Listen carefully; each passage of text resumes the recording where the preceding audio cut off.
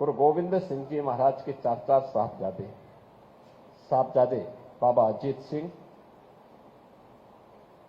बाबा जुझार सिंह, बाबा जोरावर सिंह, बाबा फतेह सिंह,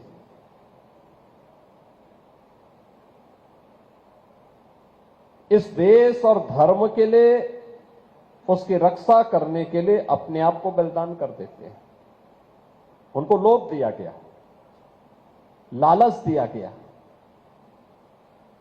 कि इस्लाम स्वीकार कर लो, जान भी बख्श ली जाएगी और रियासत भी मिल जाएगी। उन्होंने कहा इसका हम क्या करेंगे।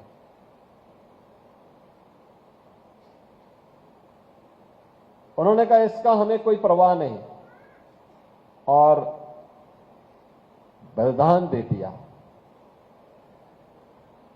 कहते हैं जब गुरु गोविंद सिंह जी महाराज के बड़े पुत्र युद्ध लड़ते हुए वीर गति को प्राप्त होते हैं, बलिदान करते हैं अपने आप को, दूसरा पुत्र युद्ध लड़ता हुआ वीर गति को प्राप्त होता है, तीसरे और चौथे को जब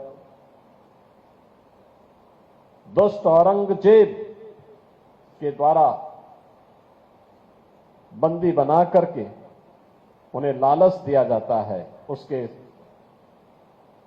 सेनापति के द्वारा लालच दिया जाता है कि इस्लाम स्वीकार कर लो, नहीं तो इतनी क्रूरता देखने को मिलेगी।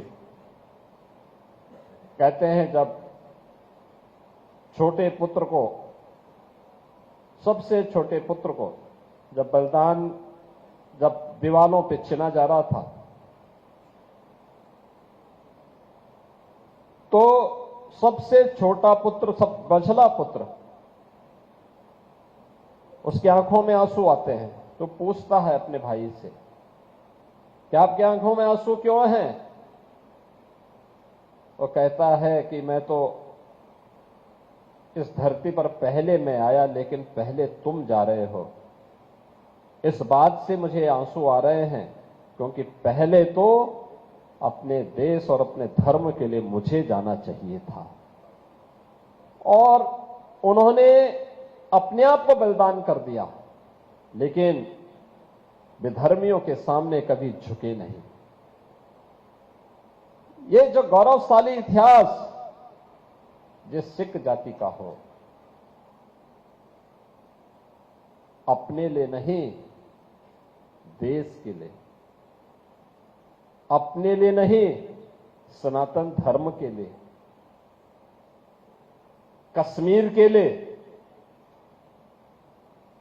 जिन्होंने अपने आप को बलिदान दिया हो, देश के लिए अपने आप को बलिदान दिया हो, सनातन धर्म के लिए जिन्होंने अपना बलिदान दिया हो, आज ये हम सबकी जिम्मेदारी बनती है कि उसके प्रति कृतज्ञता ज्ञापित करने के लिए हम भी उन सिख गुरुओं की उस परंपरा के प्रति कुछ कृतज्ञता ज्ञापित करें।